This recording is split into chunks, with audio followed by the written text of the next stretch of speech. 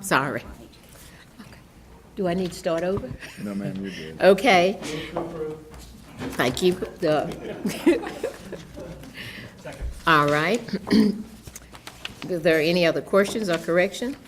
There being none, all those approved signify by saying aye. And no, nay by nay. All right, thank you. I have some committee members that's going to have to leave, so as we go through, because we got a closed session item too, that we are going to move pretty quick through our presentations, okay? Bill, you're up. You're the first one for your, did you want to do the annual incentive now? Okay. Okay.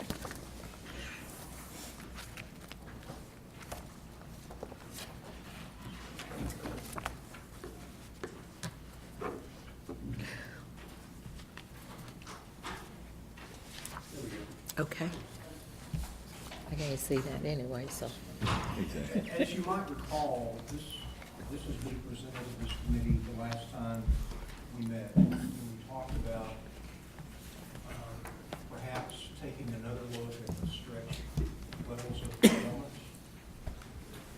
And we've done that, and this is the outcome of that discussion.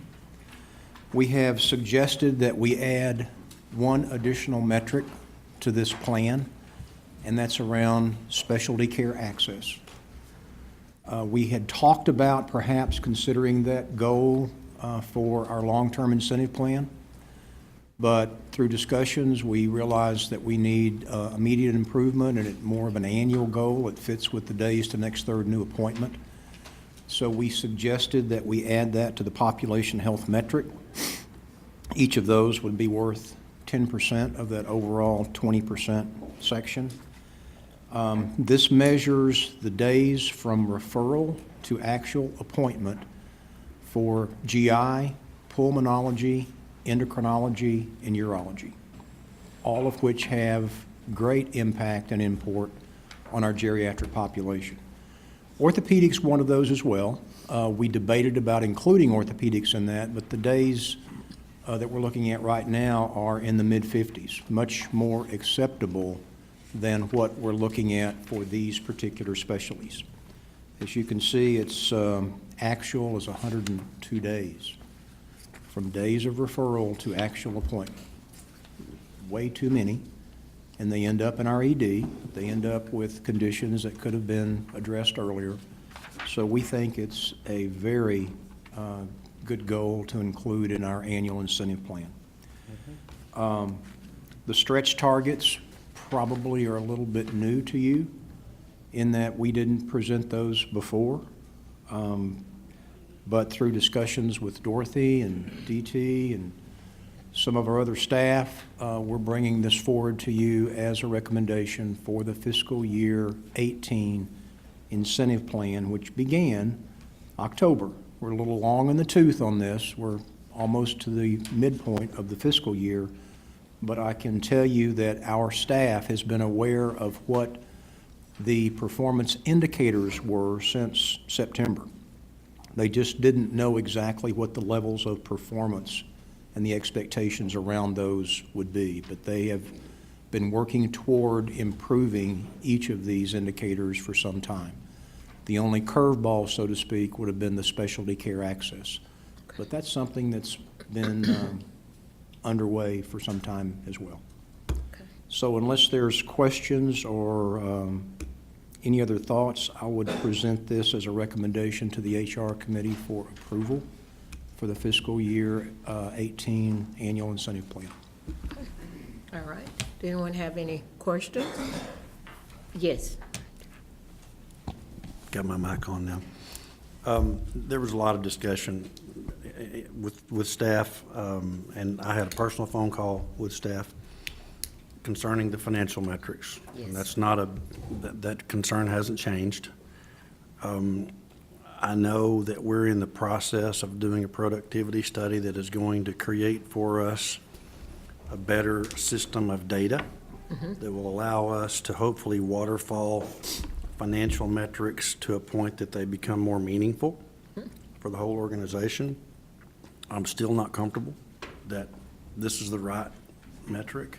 Okay, And I'm probably the lone ranger on this one, but I think that, giving it a 20% weight when the variable is as, I'm going to call it benign as it is, when it comes to really measuring financial performance, okay, I have difficulty with it. And I hope that, and I know staff is headed this direction because they've already assured me of this, as we move toward better financial accountability associated with performance, I hope that we're able to integrate some of the components that we've even talked about today. I mean, having a full panel of physicians matters, right. to the financial bottom line. We saw that today in the Finance Committee. So I hope that through the productivity study, we're able to get to the point where our financial metrics become as meaningful and as thought through as these other metrics are. I'm just not at the point Okay. that I believe that they are yet. All right. Okay, you mentioned the weight of having them all equal at 20. I know we are doing some things, and I do hear you, and I know Sharon and I, DT, Sullivan, Steve Sullivan, we're trying to work on making it more meaningful. We were looking at doing that on the long term, but on this one, if one of your concern is the weighted, we can also look at the weighted on this and change that. I would yield to the committee's preference there, and it is probably, in the big scheme of things, taking 5% off this and adding 5% somewhere else. Service, for example, in many ways would benefit staff, because in fact it would put us being able to measure the things that we're good at, having a higher weight, and ultimately reduce the reliance on the financial. So to some extent, we're kind of arguing against ourselves if we do that. Okay. My only point is that to keep it at that level of weight gives it credibility when it comes to the overall comparison. And I just can't do that. So I'm not making a motion that we would change the weight. I'm only Okay. making the observation that Okay. All right. compared to the others, it's still a problem. Yeah, and Chair, I do hear my you. comment on that, you expressed that even last year when we were trying to consider compensation. So I think that's been an ongoing concern. is Beth's how. been very responsive to that. No question. And again, I think I would check the HR chair, but ultimately, if there is an issue or something is totally outside staff's ability to handle in the finance areas, I would hope the board would have the ability to step up and address those issues and not penalize if there's something so far outside their ability to deal with it. So, but again, I think your points are well made. Okay. Bill did not mention, but under the perception of care, we spent a lot of time making sure that we are comparing ourselves to like organizations, like for the ED, they changed it from just general to looking at trauma hospitals. And so we've spent some time trying to make sure that we have decent measurement. We're going to spend as much time trying to work on those financial ones so that next year, Trent's going to say, good job. Are there any other discussions on it? Yes. I kind of was in the same boat with Trent. I want to ask Trent, when he looked at finance, were you feeling that should have been less than 20%? No, not necessarily. I don't disagree with the weight. What I disagree with is the metric. Measurements. To me, the criteria. metric, the metric doesn't really represent a stretch in light of our historic performance. And, an argument could be made that we as a public hospital, completely reliant upon uncompensated care and DSRIP and funding sources that have nothing to do with commercial payers, could make a pretty good argument that keeping that at a 20% weight is dubious anyway. And I think you could make that argument and say that, we are going to do what we have to do regardless of our financial, performance, and that our financial performance is only to some extent discretionary based on our service. But within that area, that discretionary area, then to the extent that we can measure all of those elements as best we can and tie them throughout the organization, at least then within that discretionary area, we've applied as strict a performance criteria as we can. That's where I would like to be able to be. And I think ultimately we can get there, but we'll never change the fact that as a public hospital system, the ultimate did we make or not make margin, I think is a very secondary question. We also in transformation Yeah. for more quality, more reaching out patients. Yeah. That, changing contracts and all that stuff. Right. We might want to invest properly because it's a market. We have to be able to reduce our cost for a number of reasons. Right. And that particular issue was addressed, is being addressed in the long-term incentive plan, and it does have, at least in my opinion, applicability to an annual plan at some Yeah. point. I think as we become more proficient and finance develops the cost accounting system, we will be in a much better position to be able to drill down and figure out, determine where our actual costs are that we can influence. So, yeah, it's not here. There is a metric that we can talk about when we talk about the LTIP that may in fact begin to address the expenses that this organization has somewhat of a control over. Instead of operating margin, then would it be reduced cost by X% be better? Maybe. I mean, it's certainly more direct. Yeah, Cost per admission, Right. cost per discharge. Right. I don't know the right one, but I think it's a series of them. And We've suggested a cost per adjusted admission in the long-term incentive plan. yeah. Hit your mic. I know it's important on number 5 to have human resource, but I've never seen an executive compensation is based on engagement of the employee. It's kind of given. So I'm not sure if it's have to have its own box with 20% by itself. But talking about that in HR committee is kind of a dumb thing to do, but all right. Well,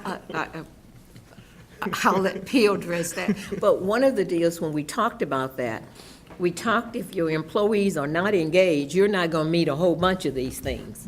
If you have employees that don't care about what you're doing and they are not engaged in working with you, then all of your numbers should go the opposite direction. So that was one of the reasons we had put that engagement. And that is also one of those, DT, that we spent a lot of time reevaluating and saying, is there something else that we could do? We always want our employees to be engaged, but is there one inside of that group that we could look at that we wanted to move up? We've done an outstanding job in that. And one of my concerns is that is 5, and we're at 4.39. I don't, that's a stretch for us to stay there. But you're at the 92nd percentile. So we have discussed that and talked about, was there anything else? So I think as we go along, we are going to continue to have conversations, and we will be changing some things, because there should be some things that we were doing. We want to look at turnover, but even with turnover, you still have to have engaged employees, or you're going to have more turnover. So that was one of the reasons. Yes, Roger. Bill, you said that the adjusted patient day is in the long-term incentive? It is a proposed one of 2 metrics in the long-term incentive plan. Is there We any know pro- exactly what our baseline is, have known that for some time. We haven't focused on that as an organization, and that's the only thing that we really can control. We can't control the revenue. Sure. We can't control the funding. We can control the expenses to a great degree. Should we not just put that in right now, in this incentive plan? In lieu of the operating margin? Certainly, the I mean, there seems to be enough discussion that may not It be is the an best issue measure. for all of the board members in Yeah. here. It really is. And so, Sharon, you're awful quiet back there.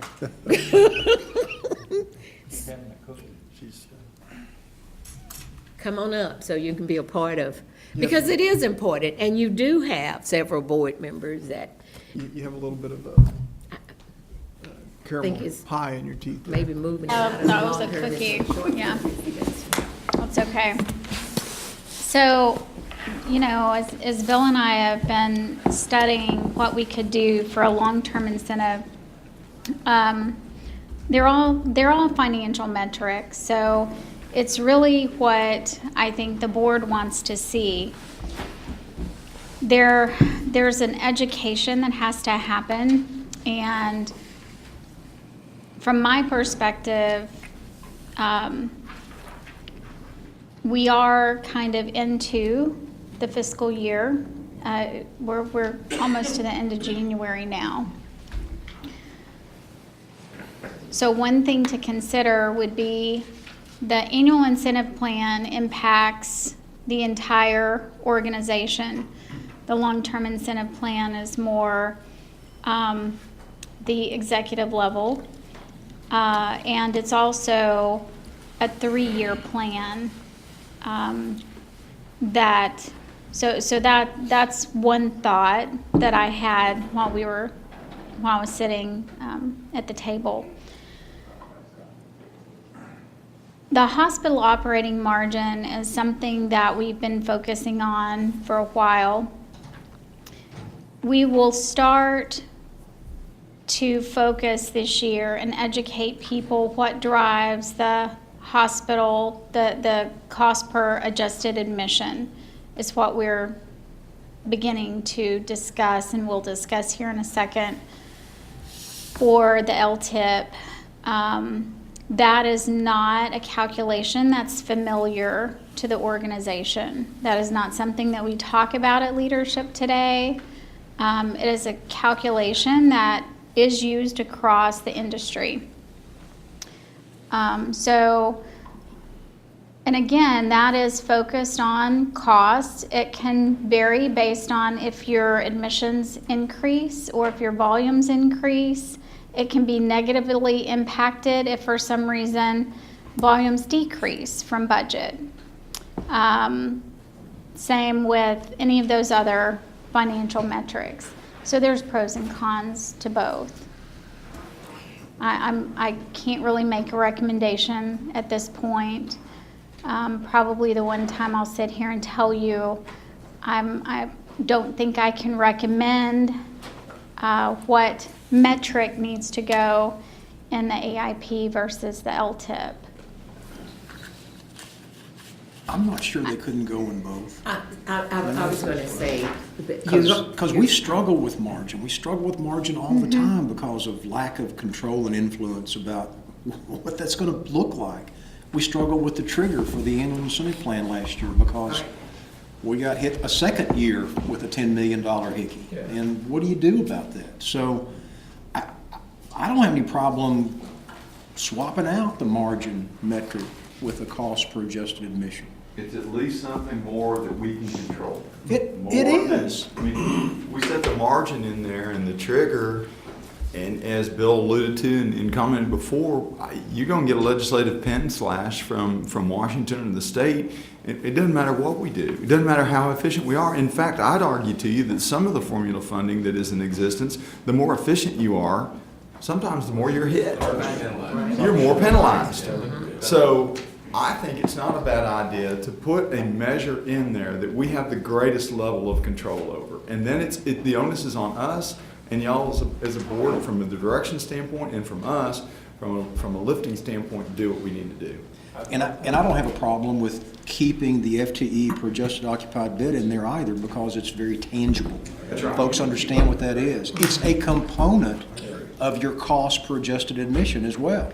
That's not double dipping to me. It is not. That's focus. No, right? it's focus. And from a financial standpoint, the FTE, that is probably the one metric on that page that, and employee engagement, that every leader in this organization has control and an impact over at any given time. It's also the main driver of that operating cost and margin. So I would hate to see that one be replaced at any point in time. Oh, I didn't think that was the one that. No, I just wanted to say it. So I'm a simple ER doc, so we do things according to the value equation of outcomes and access over cost. And you have outcomes metrics here, you've got access metrics here, and to me, cost would make much more sense because then you satisfy the value equation. And that's, so my 2 cents worth for what it's worth. Mr. Chairman, I hear saying that we swap that out, i.e. margin, and go with cost per adjusted admission, which is a little bit more. I heard it, that's okay, I'll let him. We can certainly follow that, it kind of gets us away, and I'm not picking on, we've had commissioners and everybody come up with these arbitrary, you need to move to 2%, you need to have 1%, I mean, we've been through that in the budgeting process. We kind of get away back to the educational theory, and get back and put it on what we can control and what our staff. And the idea of that compensation and having stretch goals, you want your staffs to have the opportunity to get there. And to me, that's a better adjustment of that. I'd rather do that than change the weighting, because sitting here looking at bonds, all that, I want to show that finance is just as important as a piece of this organization, that we leave finance as a major component. I think that's a fair way to take care of our staff, which is what this is all about. But All right, I saw somebody else's hand. Okay. I have a question.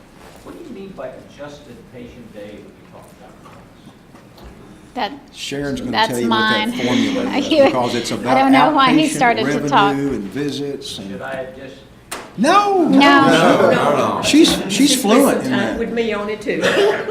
So there is a metric in hospital finance in which we've created, and this is industry-wide, where there's not really a good way to add inpatient volume and outpatient volume, because a patient day is not equivalent to a radiology procedure. It's not equivalent to you can't add an inpatient surgery and an outpatient surgery.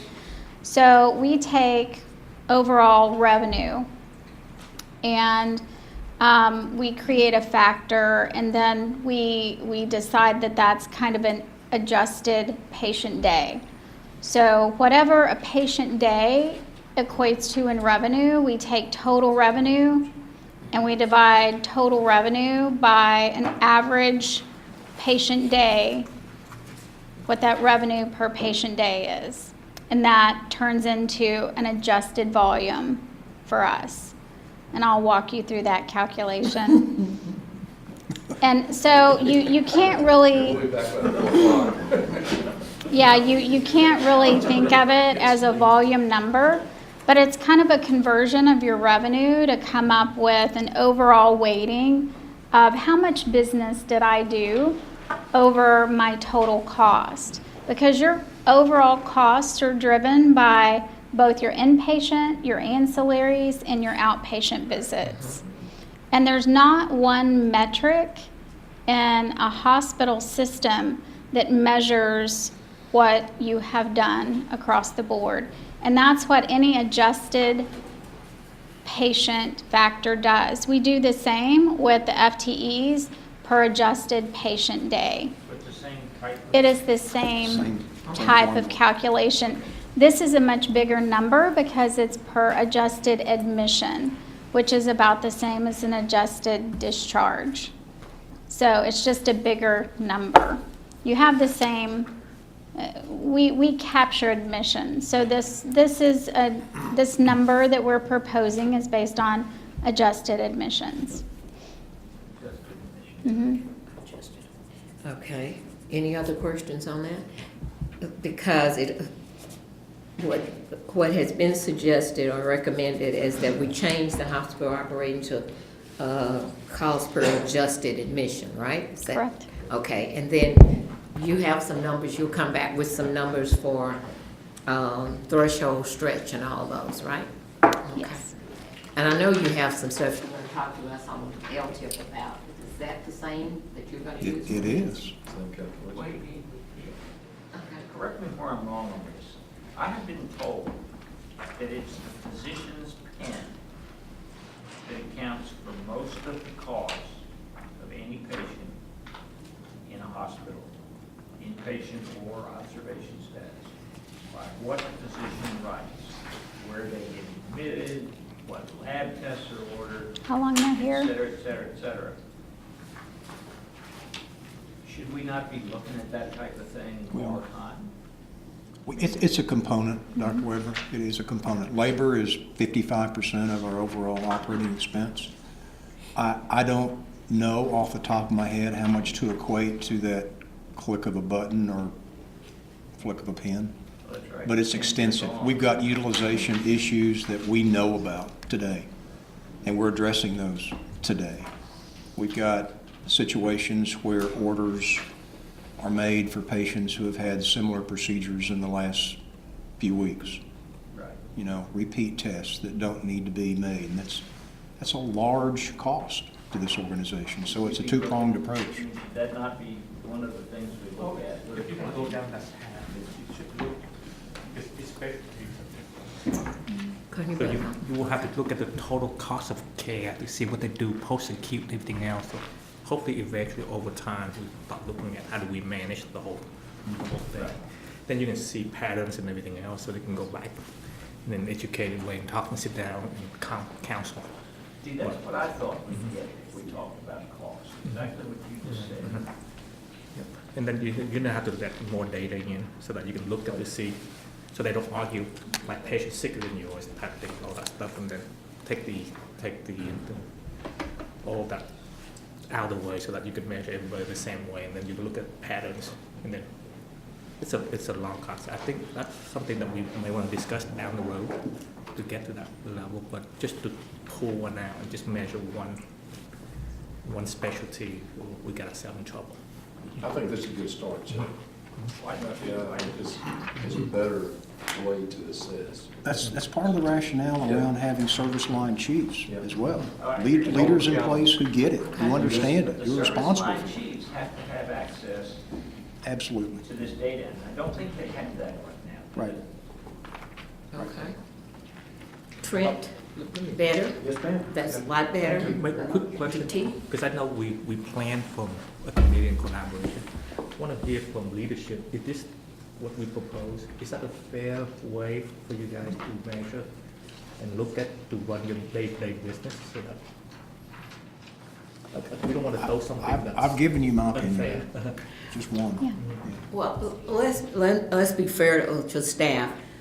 Staff has started looking at costs because Trent had made it, you're right. Trent had talked about it and others had called me about it, but staff had started working at saying, well, let's look at that as part of our long-term savings. What we've done now is said, okay, let's bring it over to the annual, which ties back into your long-term, because if you don't reduce costs, we're gonna have problems. So they have been looking at it and they have some recommendations. So I do appreciate that, and we would just move it over. What she was gonna show us for long-term, it'll now be over here, and they'll be giving that to us pretty soon, okay? Steve's committee be looking at this regularly. You have the hard copies at your desk.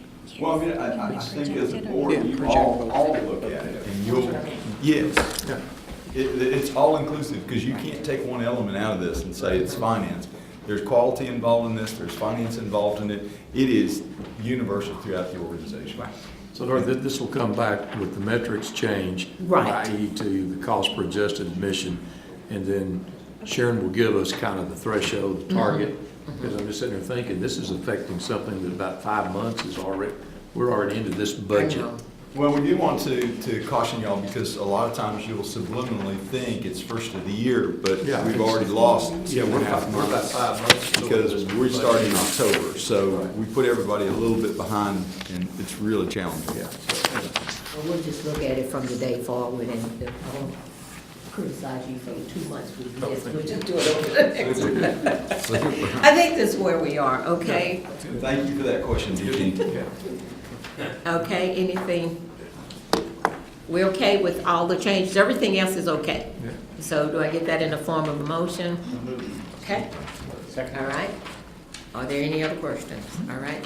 All those that approve signify by saying aye. Aye. All right, we done. We done on that one.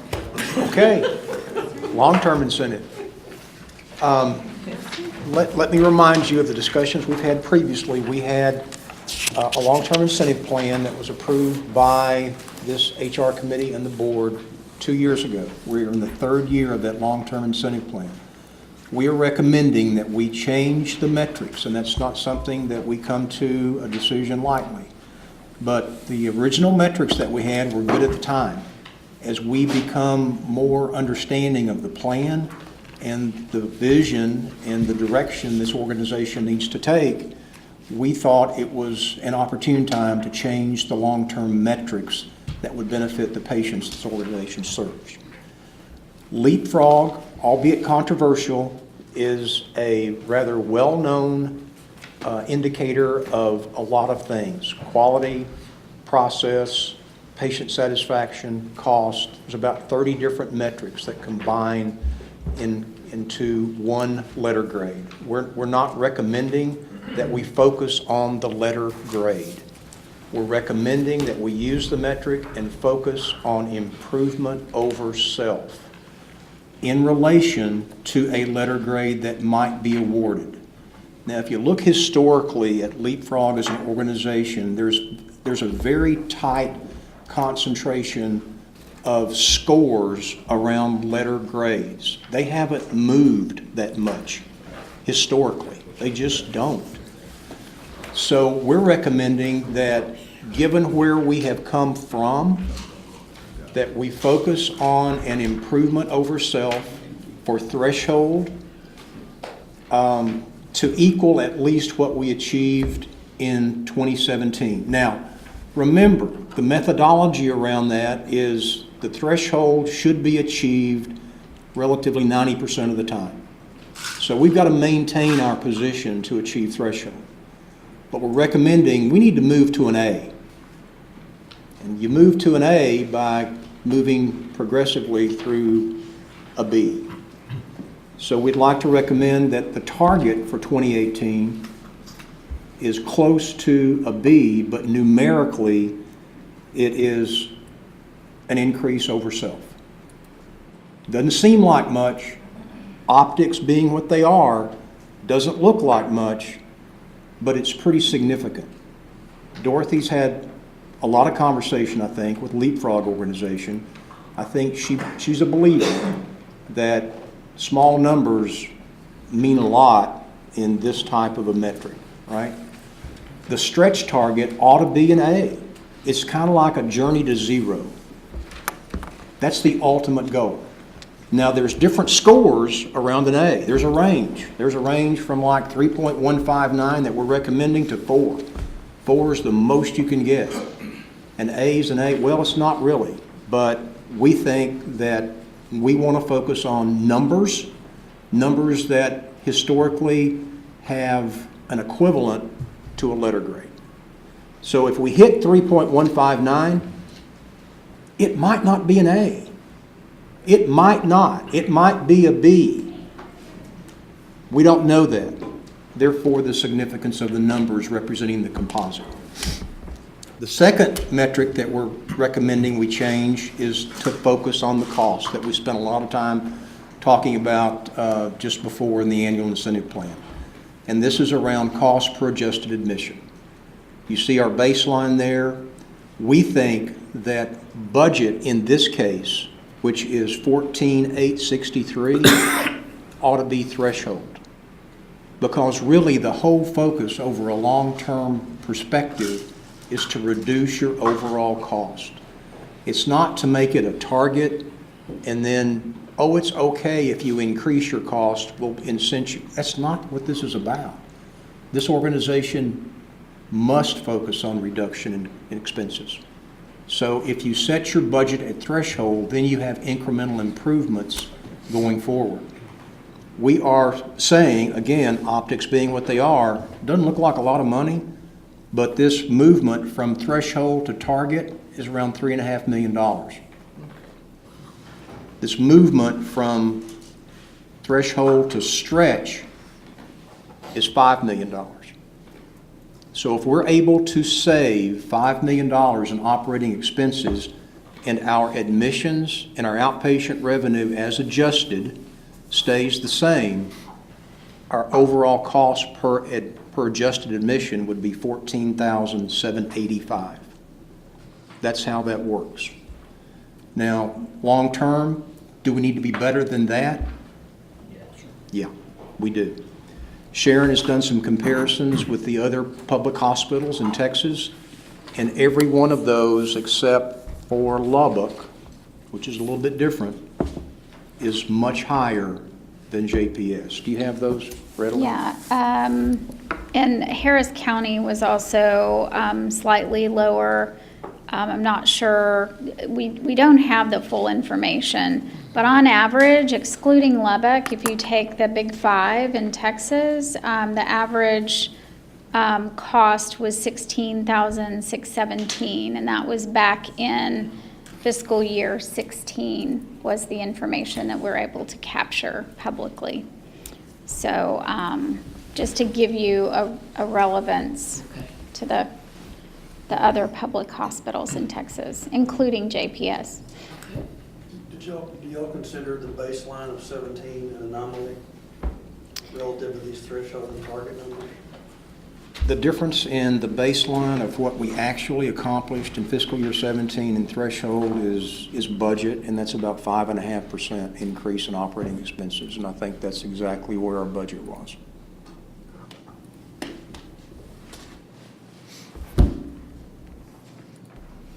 Did anyone else have any questions? Or comments? No.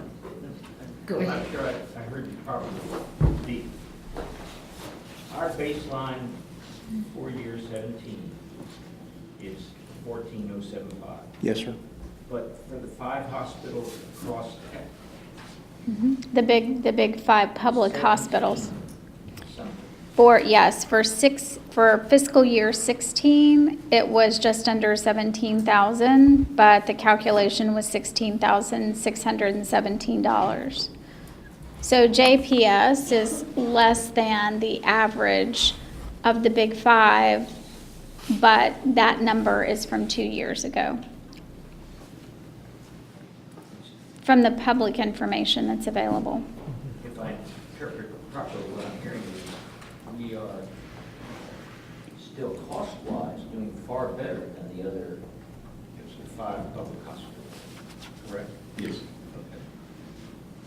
So if We're doing better than 3 of our peer group. Are they level 1 trauma center too? Yes. Yes. We tried to do apples to apples. I agree that we should change it to good metric. I just was surprised it was that different. Now, things may change when the 17 data is available, but trying to compare. Do you use, Like Sharon, do you information. use all revenue streams as your numerator when you come up with that cost calculation? No, that's patient revenue. So that's inpatient and outpatient charges that comes to make that adjusted patient admission factor. Sharon, this is where I'm struggling, right? Because if they have a better program, most of the hospitals try not to they look at the system, so they try not to put patient in the hospital. It's only severe and meet certain criteria to be admitted, then the cost may be high, but it's better to have high there, but decrease the overall cost when you combine them. So I'm struggling a little bit. The comparison is just one factor. So I think what the LTIP metric is, the purpose of the LTIP metric, at least in my mind, is to look inward at JPS to make sure that we are reducing costs where we can reduce them. Granted that the study for the big five and the $17,000 number that I threw out from fiscal year 16, that was really just intended not to say that we're doing that much better, but just as a relativity, were we in the ballpark? I do think we're in the ballpark, and I think we're there, but I do think that from our institution that we do have opportunities, and it would be a healthy metric for the district. My only concern, as you do a better job, as you move more toward, like a better water accountable care organization type thing, Yeah. then your costs inside the hospital should go up, but it's just shrinking in census. Because you have fewer patients. Right. Because you want to treat them before Yeah, they get in there. good. Yes. So that may put you in a bind as you do that, because, but for me, my biggest problem is, and I made this known also as well, I like the yearly performance to be strict, because that's helping to measure performance. But my health tip, for me, it still wraps around employee retention. If they met everything they do on a yearly basis, they should remain on payroll, and the rest is incentive to stay on and as a reward, so that we don't have a lot of turnover, because you don't want to lose IP, you don't want to lose recruiting, because every time you have gaps affecting your revenue and everything else. That's for me. So you see your long-term program is more, and I don't want to put words in your mouth, you correct me if I'm wrong, it's more like stock options for the private sector. Yes. It's for them to stay as a reward for staying. I think ET's argument is the long-term payment plan is correct me if I'm wrong, is a retention plan. Correct. To retain your top talent. Right. And keep them as an incentive to stay for that 3-year period of time, and that 3-year period of time, as opposed to viewing it as an incentive type plan. And it's what corporate America does, private corporate America does, from a stock option type plan. The longer you are, the more stock options you get to give you the incentive to keep, 1, productivity, but 2, longevity for your best people. So your view is this is a longevity type model, as opposed to just looking at it from an incentive standpoint. It should be The looked last upon one as is the one that we have enough building block to get to our destination. That's the yearly one, because if you're not the right player, you shouldn't be part of our team. Exactly. But- Okay. Right. Accountability's at that other level. Accountability is at your first year, and if you're not succeeding at your first year, you never Accountability get your 3. That's right. And your 3 is the benefit of you stay on longer here at JPS And meeting the goals and objectives. and meet of the goals and organization. objectives. I get it. Sharon, when you were comparing this, like your baseline to 17, did you look at your baseline for any other year? Because I'm trying to make sure that your baseline for 17 is 14,075, and then you go to budget.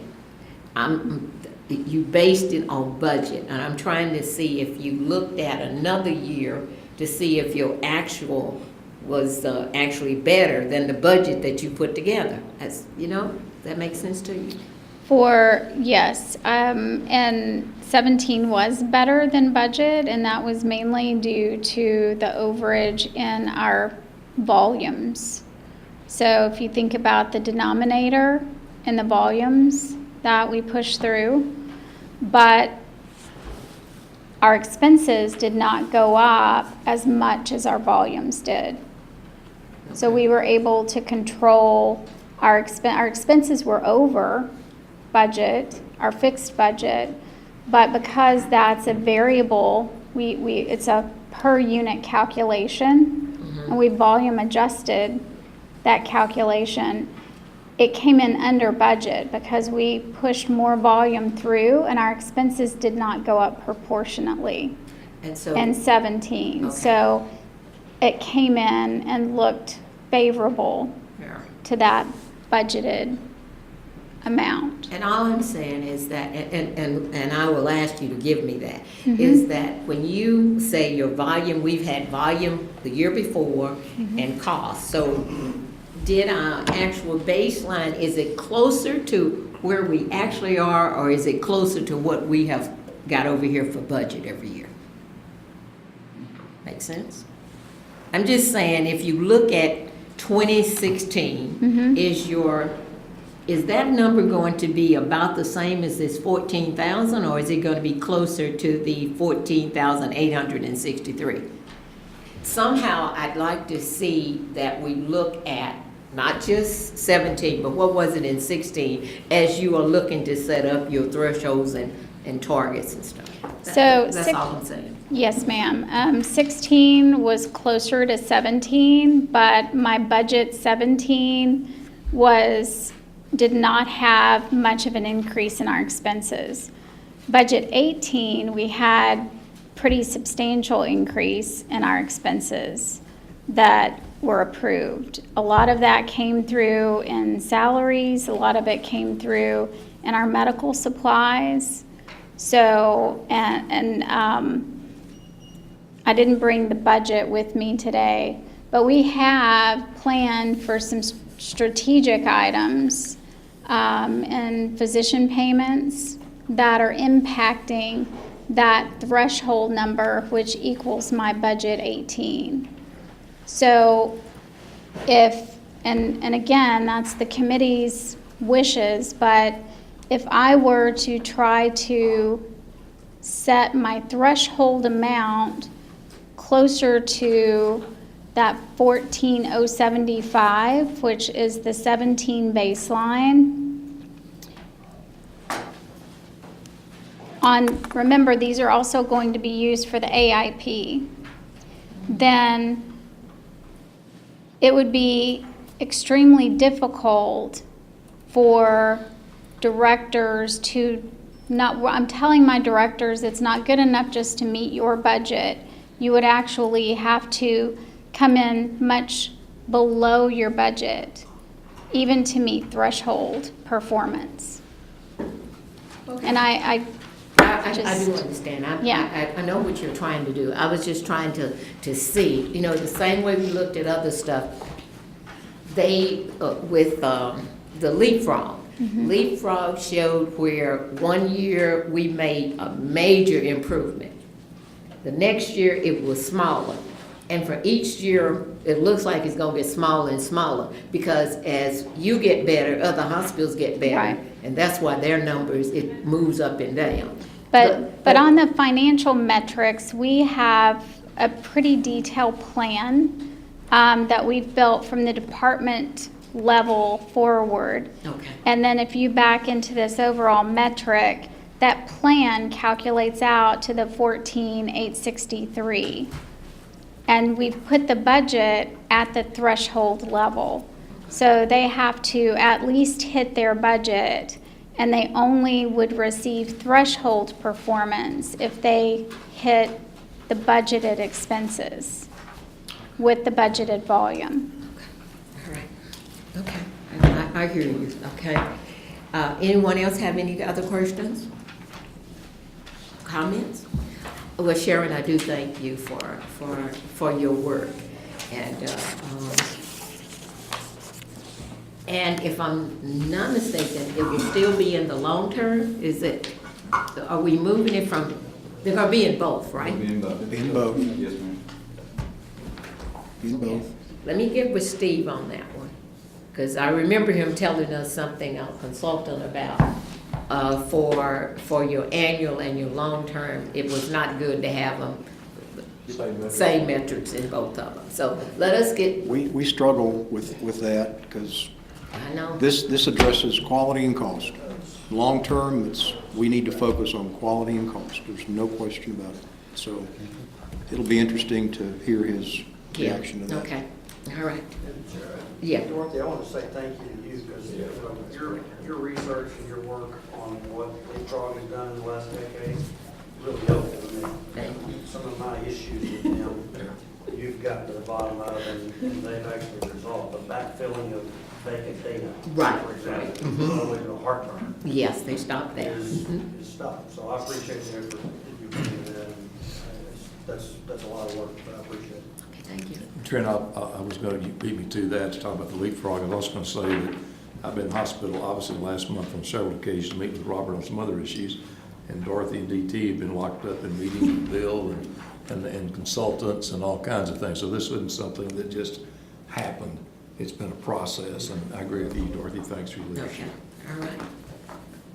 If it's, let me ask a question. If Go it's the ahead, same, Keith. if it's the same metric on annual and for long term, should we just keep on the annual and just get closer and closer to more incentive to stay? What do you guys feel about that? Keep it on, you say keep it on the annual, and that would be the main one, and on the LTIP, we could have just one? Or the more we can drop and move it up front, the less it is to depend. So it can be a truly long-term incentive plan. That's what I meant. We had something acceptable to substitute at the LTIP, I would say, sure. Okay. But until we do, I think this is probably gonna be a metric that does change with performance. So Right. From Steve's standpoint, he doesn't want static indicators that, become redundant between one and the other, because you could argue that doesn't give room for progression.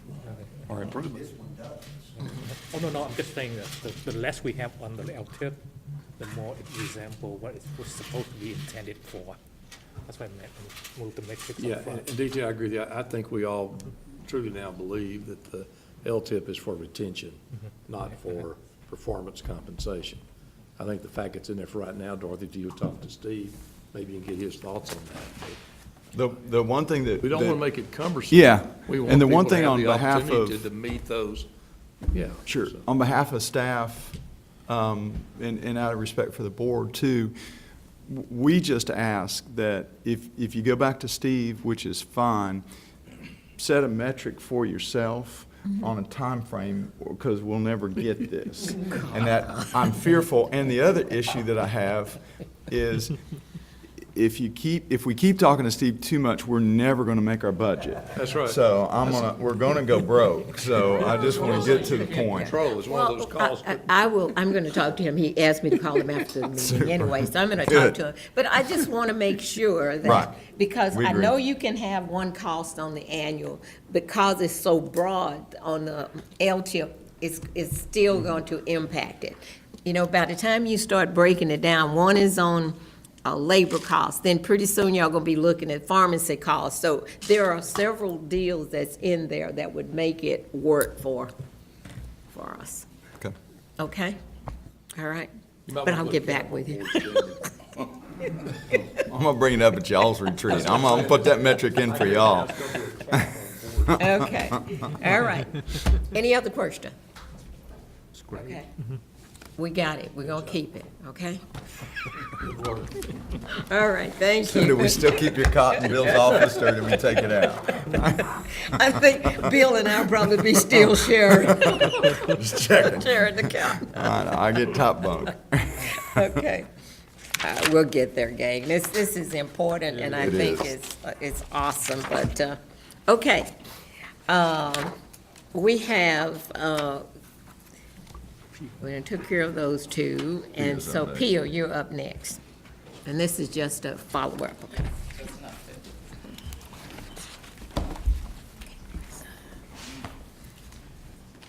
So, good afternoon, everyone. Would like to just provide you with an update. As you can see in the past year, what we have brought to the HR committee is our human resources dashboard to keep you abreast of the turnover in the organization. Again, we benchmark this information against our Saratoga data. The metrics that we truly like to focus on for the turnover is our total voluntary turnover, and then also looking at our 1 year and 90-day voluntary turnover as well. So when you look at our total voluntary turnover, again, this is looking at first quarter, and the first quarter consists of October through December. When you're looking at this data, first quarter, our turnover was 11.88, and again, benchmarking that against Saratoga, we are slightly higher than the Saratoga data.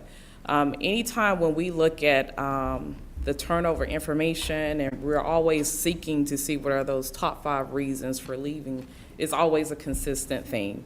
And what those themes consist of is relocation, other positions. And the thing that we look at is with the other positions, it's not always due to salary. It's about the employee, their overall experience. And that could be relating to their benefits. It could not have been a good match between the leader and the employee, which is fine. That does occur when individuals do join the organization. And then also to relocating to other areas, and then also going back for educational opportunities as well.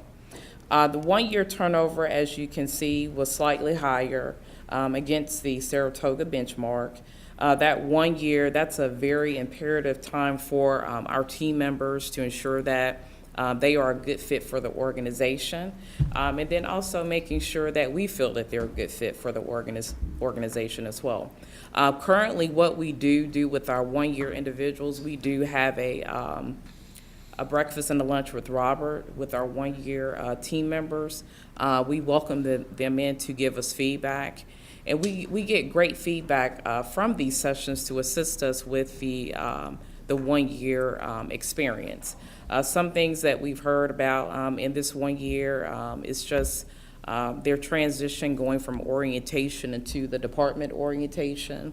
Also to consistency about cascading information down to assist them in being with development for them as an employee. So these are great sessions. We take that feedback. We, as a human resources team, along with our leadership team and executive team as well, we take that feedback and we listen and we look at it as improving upon to improve that 1 year turnover. And then the 90-day, we were lower for the first quarter against Saratoga, and that's really good because that 90-day, that's that probationary period for our employees to say if they're going to be a good fit for the JPS culture or not. So we did see that going downward, and that's really a good thing, and that's something that we want to approve upon is that 90-day, because we have to think about the overall recruitment process can be a very expensive process for us. We think about, for us, when we look at the labor costs and think about what that cost is for recruitment, one hire can cost an organization easily $75,000 in expenses for recruitment. So it's a great thing that we're seeing that 90-day has decreased, but our continued focus is on that voluntary turnover, and then also looking at that 1 year of service as well.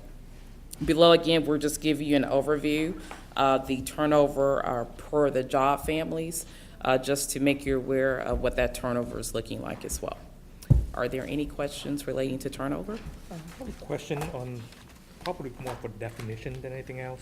What's the difference between management, technical, and management? So management technical are positions where they may have a job such as project manager, but they do not oversee people. And then our management truly are individuals that lead individuals in the organization. So we have to separate those two out so that we can be able to class them correctly. People leaders and then technical leaders as well. Yes. Any other questions? All right. Okay. So succession development for leaders, of course, wanted to give the board an update of where we are with the succession planning. This has been a remarkable process within the organization. We began this journey last year in January relating to succession planning. What we wanted to do was just to close the loop with you all, and then once we do this today, we'll look at bringing succession planning back to the board once a quarter, just to give you an update of what our strategy would look like to cascade this information down to our team members as well.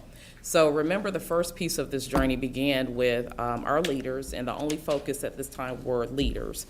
In that first phase, what we did we did the 9-box assessment, their 360s, and then also their personality test. In that 9-box assessment, what occurred is that leaders had the ability, the executive leaders, and then their 1-up had the ability to go in and give feedback on these individuals relating to their overall performance. The 360 assessment basically, again, was the leader giving feedback on their attributes to ensure that that individual had the correct skill set and the competency to lead in their current position. The phase 2 was the top performance profiles in the job category, and this is where we identified 32 top performers in the organization that were ready now leaders, and then also our high pole leaders. What we're going to be doing with those 32 individuals beginning in early April, springtime, what we're going to be looking at is putting them in a lead program. And these individuals were developed through and identified in the 9-box assessment as those that scored the top 9 or 10 in that 9-box assessment. So these are your ready now leaders, so that if positions did come open in their departments, they're ready now and they're plotted in to be able to keep the work going, to keep the business going in their departments. So with the phase 2, that's the piece that we're looking at, and we're excited about the lead because we know that this is going to strengthen that benchmark to give them the necessary tools and competencies for them to be able to develop further in their roles. Then for each of these leaders in phase 3, we also did the career development plan, and this is imperative when you are going through a succession plan. Succession planning is all about looking at your current workforce, again, identifying those top performers and those high pos and putting together a career development plan to assist them in identifying what is it that they need to be able to move forward, what is it that they need to be able to develop, and what is it that we as an organization need to do to assist them in getting there. So these are the career development plans. For some of us, you may hear IDP, Individual Development Plan, but this was the third phase that we did with these individuals as well. So phase 4, and we're currently completing this phase right now, is basically doing the CDPs, checking in with these individuals. We're closing the loop with this process now with our outside agency, Exeter, just to do check-ins, and that will occur on a quarterly basis as well. So again, succession planning, we began this process last year. We have identified those top 32 leaders, and again, the focus was only our leaders. And what work will be done from here up until 2020 is to cascade this down to our frontline team leaders so that we can ensure that we have an engaged workforce in assisting and developing them as well. For the organization and for JPS also too, we do have a policy on internal mobility. So with that policy with internal mobility, what we did, putting the succession planning will assist us in being able to recruit internally for us to be able to have that ready now talent within our organization. What you have here is just basically, it provided you with an update of how we're looking to cascade this down to our frontline team members. We are an organization of 6,500 employees. It's going to be 2020 before we do get this process finalized. And as we have each quarterly HR committee meeting, we will be bringing updates just on how this looks within the organization. Are there any questions? Not a question, but just a comment that actually one program or one plan is successful for the next plan. If in order for the long-term incentive plan to be really successful, you need to have this succession plan. If I want to be a dreamer upward. I agree. Okay.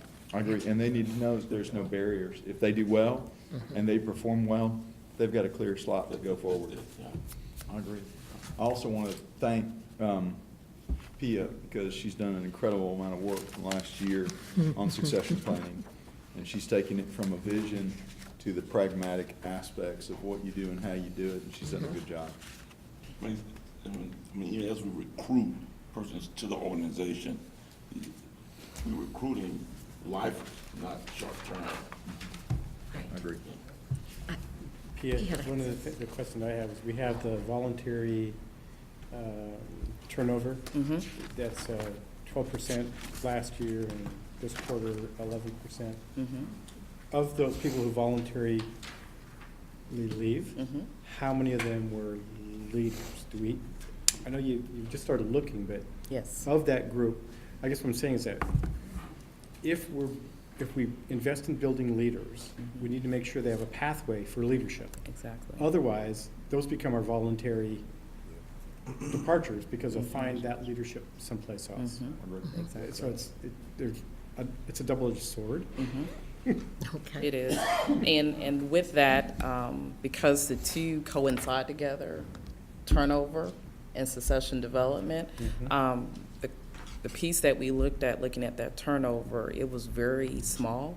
And out of that turnover with the leadership, when we looked at that, the hypo group, it was about 3%. So it was very small. But one of the key things when we are going through onboarding of team members, two of the key questions that we always receive is, how does the organization develop their employees, and how will my leader develop me to progress in my career? And it's very thankful for us to be able to speak to these type of things, because this contributes, and I say this all the time, with JPS being an employer of choice.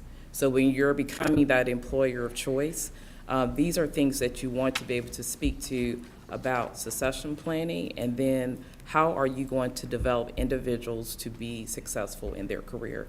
And I always speak to myself relating to my career and my time here at JPS, my progression, and then the leader that I had that I would say developed me for my next level as well. Yes. Quick question for you. You know, at a certain level, you would rather not involuntarily, or dismiss an employee. You give them a chance to resign. Is that which column does that really go to? If they resigned? Right, usually, they know that they're gonna get terminated, but we give them a reason to resign. Does it book as involuntary, or is it voluntarily resign?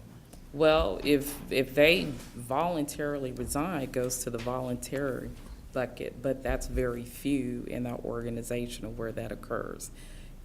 Usually for us, especially with our leaders, what we work towards is putting a plan together such as this to assist them in achieving. And for some of our employees, it's very rare in HR that we get those that come and say, I'm about to be terminated, I want to resign. It's going to be either or, because most of the time is that they improve in their performance or we exit them, from the organization. So speaking to that, that's very few, because that is something that we discuss as a HR leadership team, those type of situations occurring. So that's very few that's happening in our organization, because we have a special tagline for something like that happening. If we look at it, and majority of them, let's say borderline go to the other way, termination, but we look at that as volunteer, then we wouldn't know that we have a concern. Right, and also Or we too. may think that, something is wrong with the way that we retain people because they volunteer, but they don't qualify for that job. Right, But we exactly. allow them to sit on the other columns. Right, exactly. So how do we bridge the gap? And that's something that we would have to look at from a performance standpoint with our leaders and bridging that gap. Again, it goes back to, that's very few that occurs in this organization where, they are having performance issues and then we just allow for them to resign. So that's something that we have to look at further. And if I can, I would like to research that. Well, it's also affecting Our numbers. your Texas unemployment. Right, exactly. But I would like to look at that more. I don't want to misspeak on it, just to look and see how that is. But I know if they resign, it's a resignation. We can't say it's involuntary. There's a process that we know to file on that. But I want to research that more and be able to articulate and speak to that on what that does look like. I know it's probably 1% of what is happening, but I would like to research and come back with that. Yeah, because when the economy is bad and all of a sudden we got a bunch of premium going up because of Texas unemployment. And then I don't wanna also be too, surprised when by our turnover is high, you are correct, it does affect our unemployment, because that is something that we're still paying for as well. Yes. Any other questions? Okay. Thank you, Pia. Thank you. All right, at this time, we have a close item. So I would like to reconvene in closed session. And if we make it fast, we won't be in here long.